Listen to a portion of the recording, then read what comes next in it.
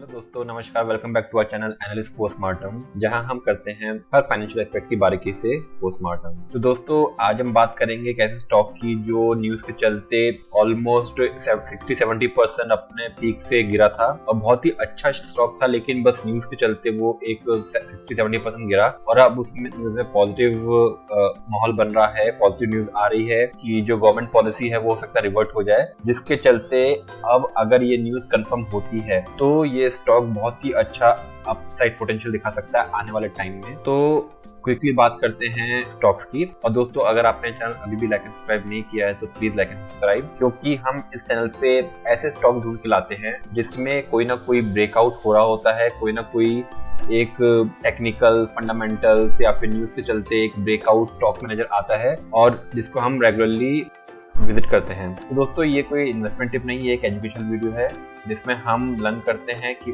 उन ब्रेकआउट के पीछे रीजन क्या है और आगे चल के उसको वैलिडेट करते हैं कि क्या हमारा एनालिसिस सही निकला या नहीं निकला। क्विकली बात करते हैं स्टॉक के। स्टॉक का नाम है IEX, इंडियन एनर्जी एक्सचेंज।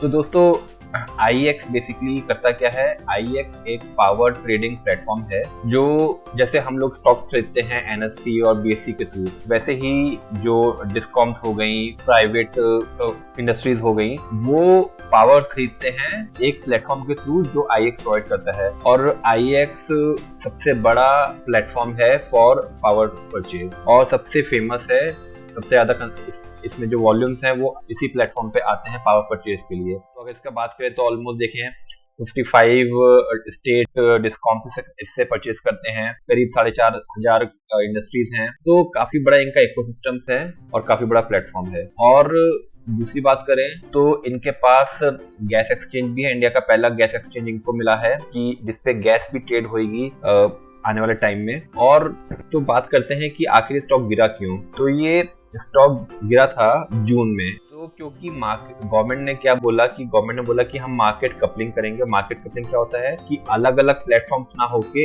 एक ही प्लेटफॉर्म बनाएंगे जिसपे सारे सेम रेट पे परचेज होगी। तो अगर एक ही प्लेटफॉर्म रहेगा तो कोई IEX पे जाके क्यों खरीदेगा? एक ही प्लेटफॉर्म पे जब सारे सेम रेट अवेलेबल हो रहा है तो जो भी डिफरेंट एक्सचेंजेस थे, गवर्नमेंट का था कि हम उनको मर्ज करके एक प्लेटफॉर्म बनाएंगे और फिर बायर उस प्लेटफॉर्म के थ्रू किसी से भी खरीद सकता है सेम रेट पे। तो उससे ये खतरा हो रहा था कि जो IEX का सबसे ज्यादा वॉल्यूम शेयर था मार्केट में, तो वो था कि गिर जाएगा, क्योंकि जब एक ही प्लेटफॉर्म है तो फिर चाहे कोई IEX ले दूसरे प्लेटफॉर्म से ले, बात वही रहेगी अगर एक ही फ्रंट एंड प्लेटफॉर्म रहेगा। तो ये एक रीजन था जिसकी वजह से स्टॉक गिरा था। और स्टॉक अगर देखें तो कितना गिरा था, ऑलमोस्ट ये देखिए इसका पीक था 298 रुपीज का। तो 298 से उस स्टॉक गिरा और कहाँ तक आया?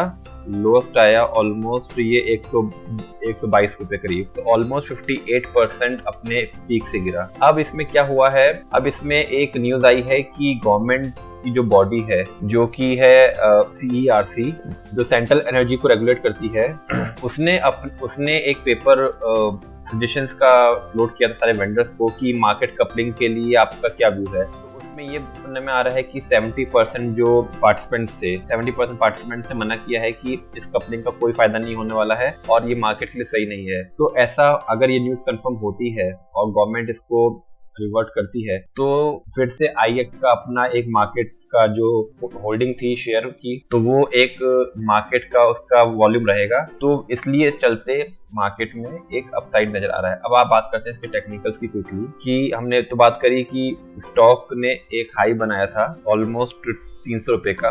300 रुपए से जब ये न्यूज आई तो गिरते गिरते 122 रुपए तक आ गया। देखिए ऑलमोस्ट ये जून में जब ये कंफर्म हुई न्यूज, और ये स्टॉक देखिए कब से गिर रहा था? दिसंबर 21 से। तो ऑलमोस्ट तब से ये इनसाइडर न्यूज थी एक तरह से, जो पब्लिक में आई डोमेन में जून में 6 महीने बाद। तो स्टॉक 60% गिर गया और फिर उसके बाद उसने वही 122 रुपए के आसपास कंसोलिडेट करता रहा ऑलमोस्ट जून से लेके अब 4 महीने हो गए। अब देखें पिछले 4 वीक से कॉन्स्टेंटली विथ वॉल्यूम्स इसमें एक अपसाइड नजर आया और फिर फाइनली एक ये जो मार्केट में न्यूज आई है, अब ये कंफर्म नहीं है, ये एक मीडिया हाउस के थ्रू न्यूज आई है।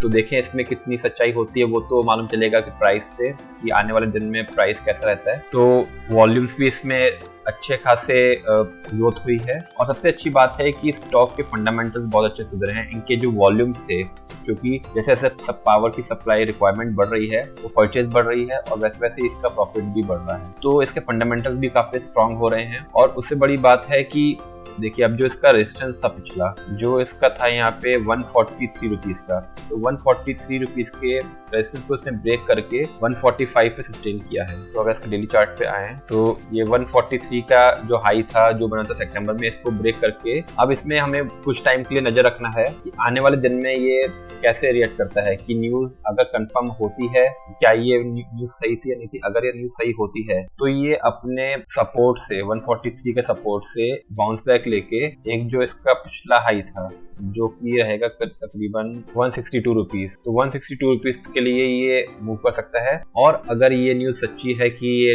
या तो ये टल जाएगा डिसीजन या फिर कैंसिल हो जाएगा, गवर्नमेंट की तरफ से कंफर्मेशन आ जाता है, तो फिर ये स्टॉक अगले जो एक हाई था जिसमें ऑलमोस्ट 193 रुपीज, यहाँ तक जाने का पोटेंशियल लगता है। तो यहाँ से अगर बात करें तो कम से कम स्टॉक में इमीडिएटली 12% और लॉन्ग टर्म में 32% तक का रिटर्न पोटेंशियल नजर आता है अगर ये न्यूज कंफर्म होती। तो इस स्टॉक पे आप नजर रख सकते हैं, इसके प्राइस को आप मॉनिटर कर सकते हैं ग्रेजुअली की, और न्यूज तो हो सकता है बाद में आए, लेकिन जो प्राइस है वो हमें बता देगा कि ये न्यूज सही है या नहीं है, क्योंकि मार्केट के जो बड़े इन्वेस्टर्स हैं उनको हमेशा अंदर की न्यूज होती है और वो रिफ्लेक्ट होगी केवल प्राइस पे। तो हम इसमें फिर से रिव्यू करेंगे अगले वीक और देखेंगे कि क्या ये न्यूज जो अभी आई है क्या ये वैलिडेट होती है, सच होती है या नहीं है, या फिर प्राइस ब्रेक होके नीचे आता है। तो हम देखते हैं क्या रहता है। और दोस्तों, जैसे हमने बोला कि ये बिल्कुल भी इन्वेस्टमेंट ट्रिप नहीं है, एक एजुकेशनल वीडियो है जिसमें हम सीखते हैं कि कैसे किस बेसिस पे स्टॉक में एक ब्रेकआउट आ रहा है और उसको हम स्टडी करने की कोशिश करते हैं। तो होप आपको वीडियो अच्छा लगा होगा।